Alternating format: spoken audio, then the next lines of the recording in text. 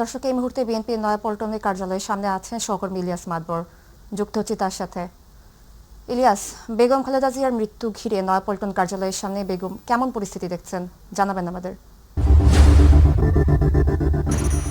ধন্যবাদ সাবরিনা। আমরা এখন রয়েছি রাজধানীর নয়াপল্টনে। বিএনপি চেয়ারপারসন বেগম খালেদা জিয়ার মৃত্যুর খবরের পর নেতাকর্মীরা নয়াপল্টন জড়ো হতে থাকে। এছাড়া সাধারণ মানুষও কিন্তু নয়াপল্টন জড়ো হয়েছে। এদিকে আমরা দেখেছি সকাল থেকে নেতাকর্মীরা এবং সাধারণ যারা মানুষ আছে এবং রিকশাওয়ালারা কিন্তু অনেক কান্না করছেন আমরা দেখেছি।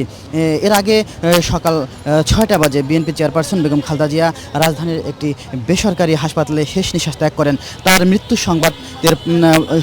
তার মৃত্যুর পরে এই সংবাদটি ছড়িয়ে পড়ে বিভিন্ন সামাজিক যোগাযোগ মাধ্যমে।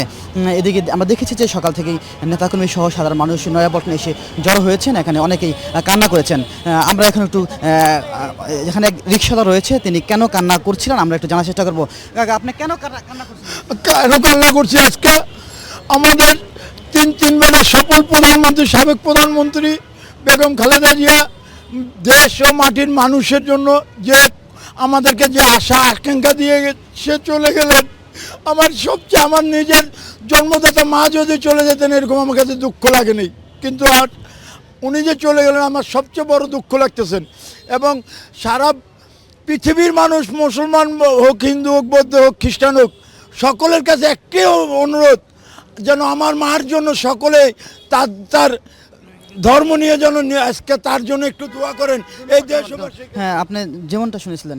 এদিকে আমরা দেখেছি যে সকাল থেকে নেতাকর্মীরা জড়ো হয়েছে। এদিকে খালেদা জিয়ার মৃত্যুর সংবাদের পর কিন্তু 7 দিন ব্যাপী কর্মসূচি ঘোষণা করেছে বিএনপি। এদিকে খালেদা জিয়ার মৃত্যুতে শোক প্রকাশ করেছেন প্রধান উপদেষ্টা এবং বিএনপি মহাসচিব মির্জা ফখরুল ইসলাম যেমনটি জানিয়েছেন যে খালেদা জিয়ার এই মৃত্যুতে জাতির যে অপূরণীয় ক্ষতি হয়ে গেল, এই ক্ষতি কিছুতেই মেটানো সম্ভব নয়। এদিকে খালেদা জিয়ার এই মৃত্যুর সংবাদ কিন্তু শুধু দেশীয় গণমাধ্যম নয়, আন্তর্জাতিক গণমাধ্যমে কিন্তু ছড়িয়ে পড়েছে। আর এদিকে খালেদা জিয়ার মৃত্যুর পরে জরুরি বৈঠক ডেকেছে গুলশানে। এরপরে জানা যাবে যে খালেদা জিয়ার জানাজা কোথায় হবে এবং কোথায় তাকে দাফন করা হবে। এখন আরেকজনের অনুমতি আমরা জানার চেষ্টা করবো। ইনিও এখানে আমরা দেখেছিলাম যে এখানে খালেদা জিয়ার জন্য কান্না করেছিলেন। আপনি তো কিছুক্ষণ পূর্বে খালেদা জিয়ার জন্য কান্না করেছিলেন, কি জন্য কান্না করেছিলেন? খালেদা জিয়া ভালো দেখি তো কান্না করছি, খারাপ হলে তার করতাম না। আর মানুষ মারা গেলে যে এরা আসল যারে ভালো জানে কানবো, সারা দেশের পৃথিবীর মানুষ, সব মানুষই কানবো হেলের গিয়া হের আচরণে।